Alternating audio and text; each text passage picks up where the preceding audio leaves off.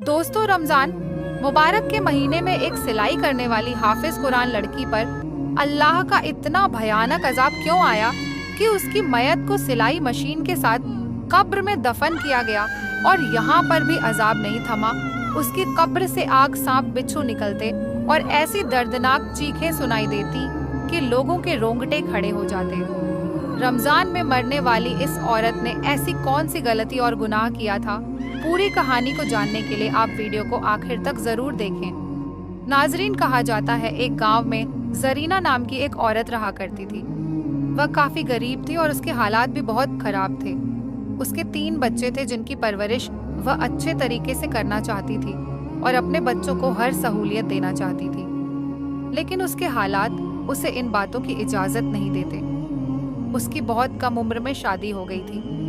उसका शौहर एक मामूली मुलाजमत करता था, जिसकी बदौलत उनके घर में गरीबी ने डेरा डाल रखा था।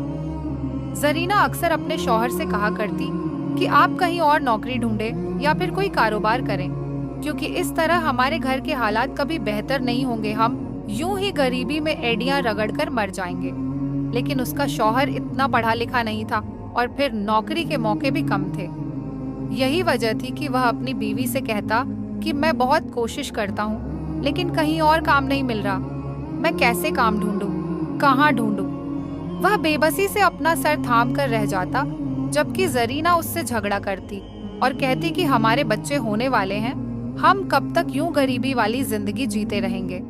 लेकिन जरीना का शौहर उसकी एक नहीं सुनता था। घरेलू झगड़ों से वह तंग आने लगा था।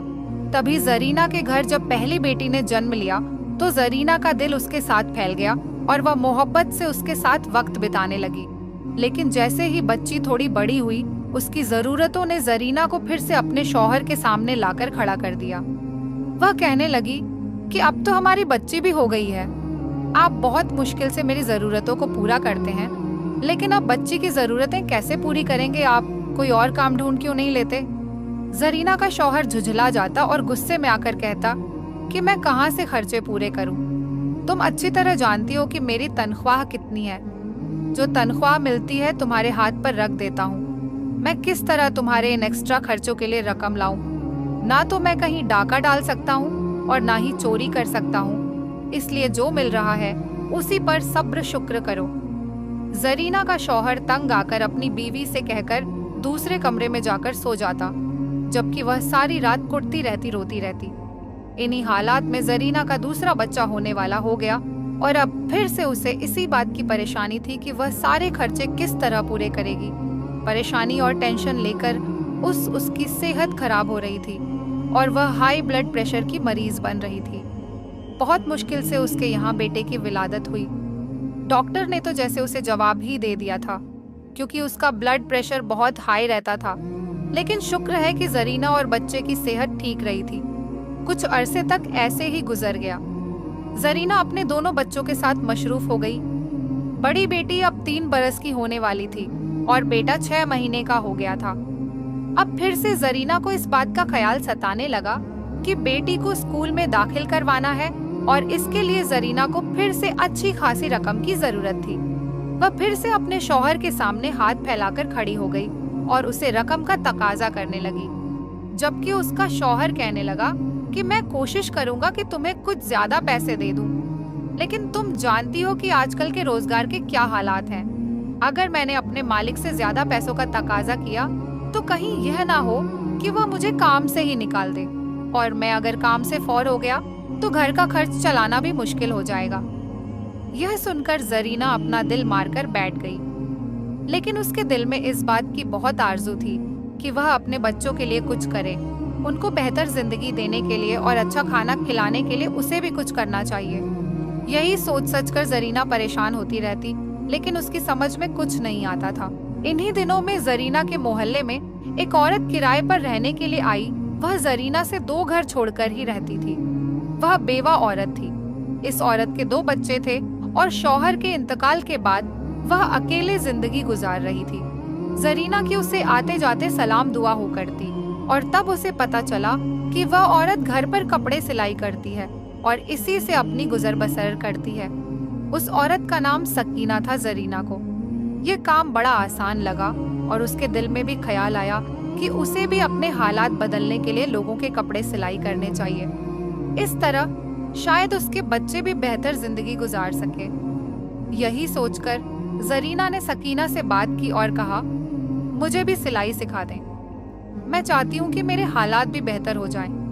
मेरे शौहर की कमाई में मेरा गुजारा नहीं होता, जिसकी वजह से मैं बहुत सारी चीजों के ऊपर अपना दिल मार कर बैठ जाती हूँ।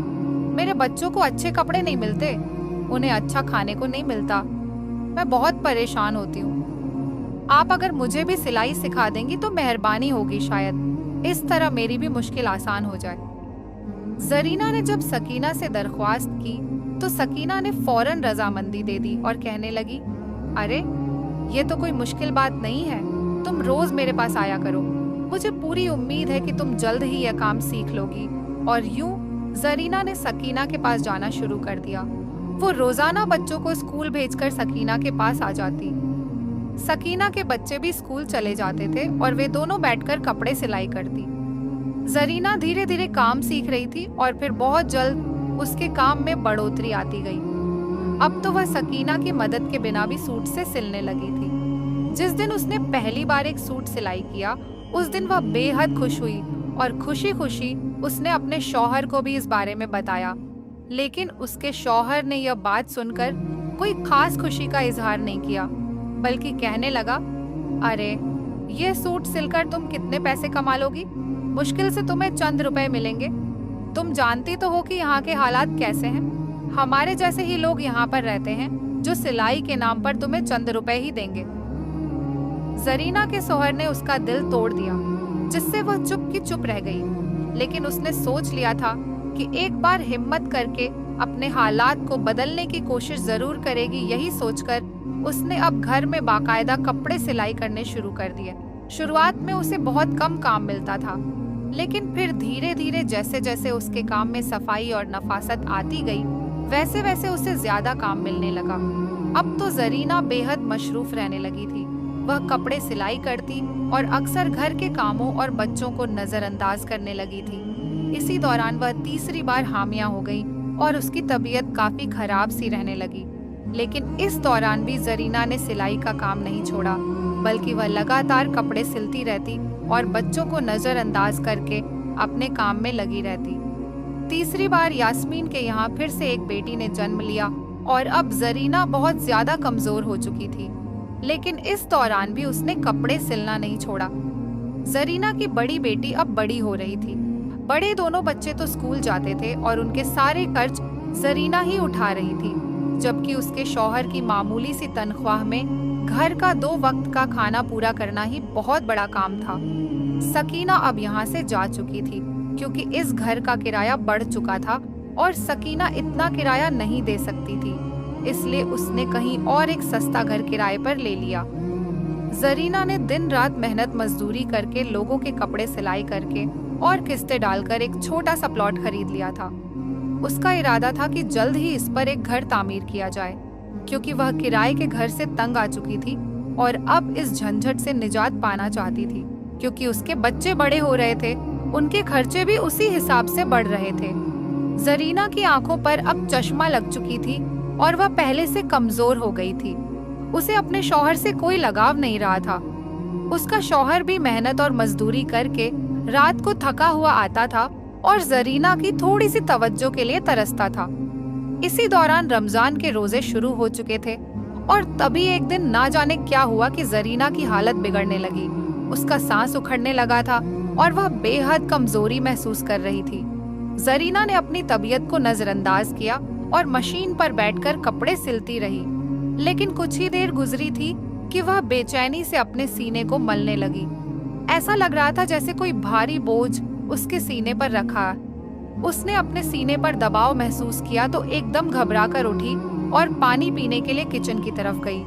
उसके तीनों बच्चे अंदर कमरे में सो रहे थे, क्योंकि उन्हें सुबह सहरी के लिए उठना था, जबकि जरीना सहरी तक जागती रहती थी और कपड़े सिलती रहती थी।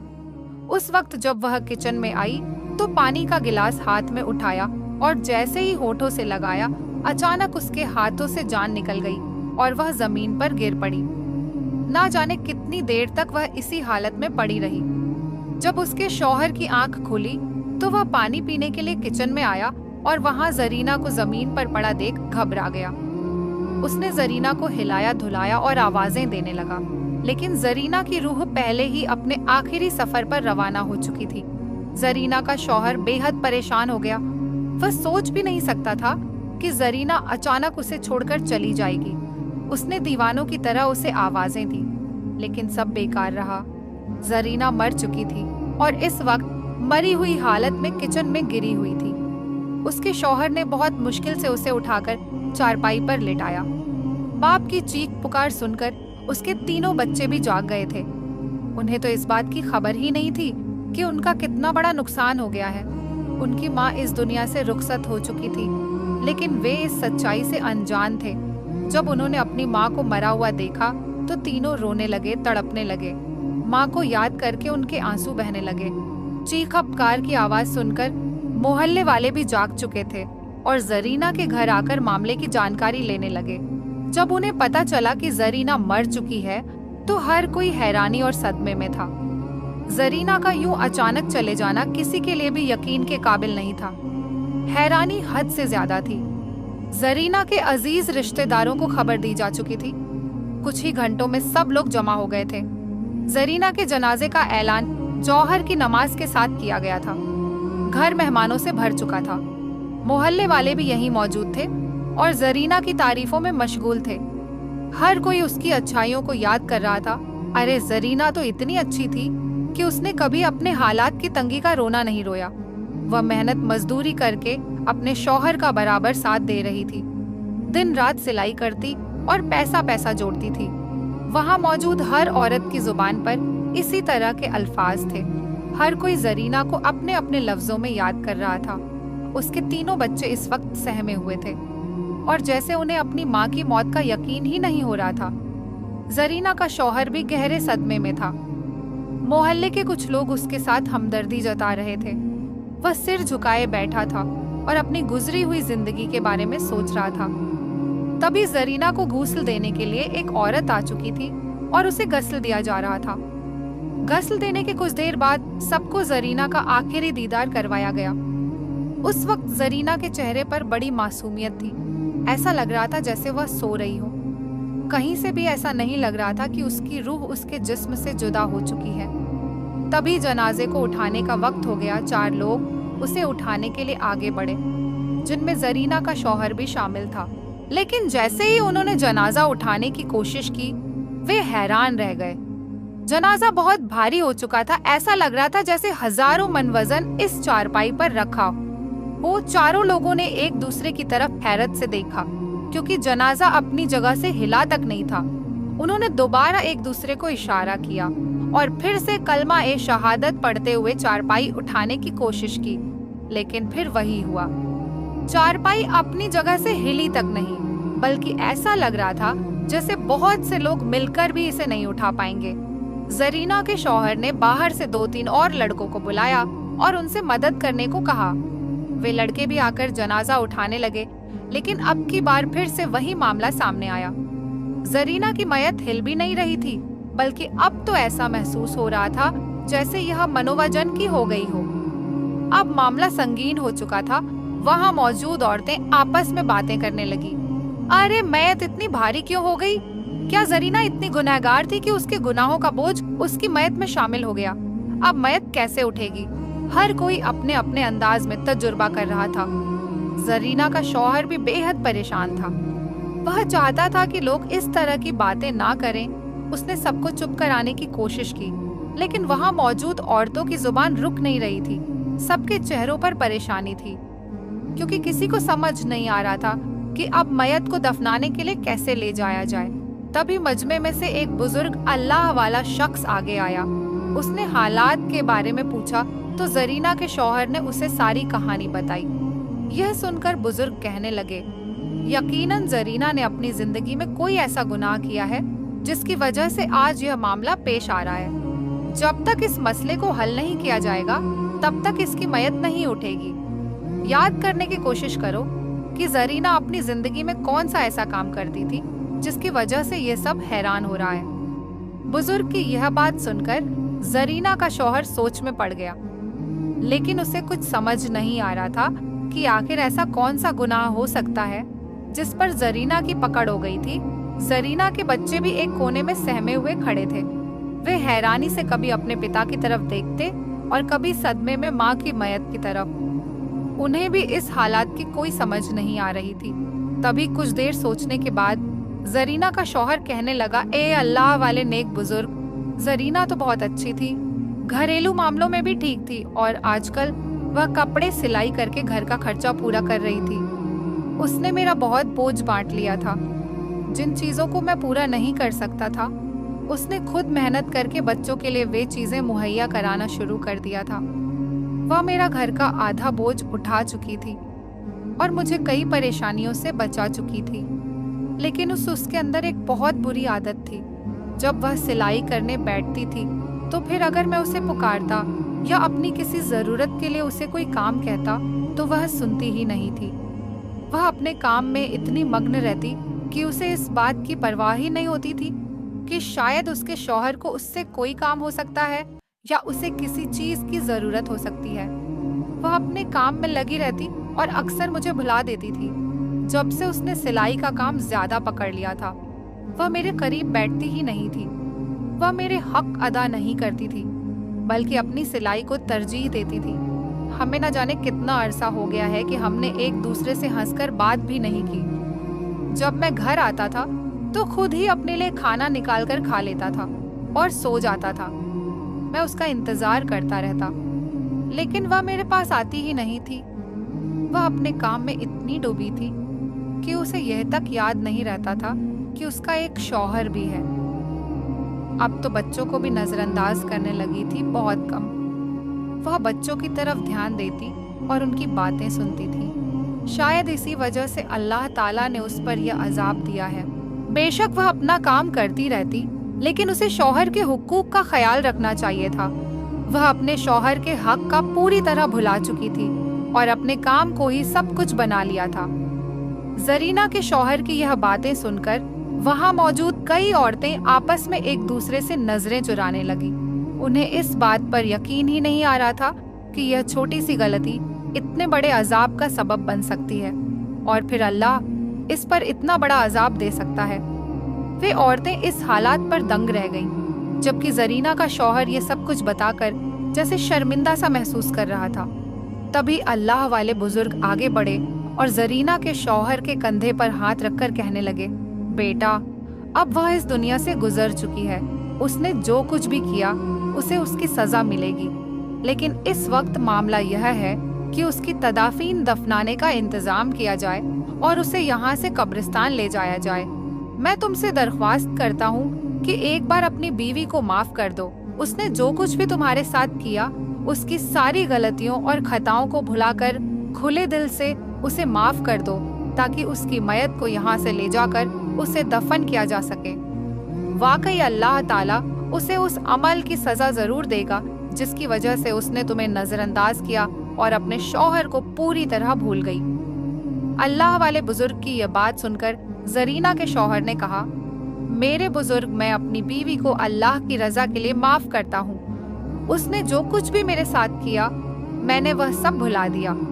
अल्लाह उसे माफ करे और उसकी अगली मंजिलें आसान करें। यह कहकर अल्लाह वाले बुजुर्ग ने मुस्कुराते हुए वहां मौजूद सब मर्दों से कहा, ठीक है, अब आप लोग मयत को उठाइए और कब्रिस्तान की तरफ रवाना हो। पहले तो सब झुंझक रहे थे कि ना जाने अब भी मयत उठेगी या नहीं, लेकिन फिर सब ने आगे बढ़कर चारपाई को हाथ लगाया तो वह ऐसे उठ गई जैसे फूलों जितनी नाजुक हो।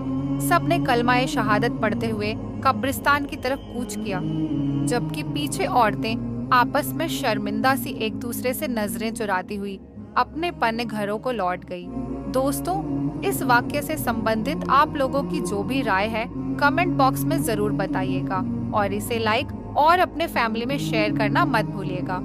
ऐसे ही स्टोरीज के लिए हमारे चैनल को भी जरूर सब्सक्राइब कीजिए। शुक्रिया।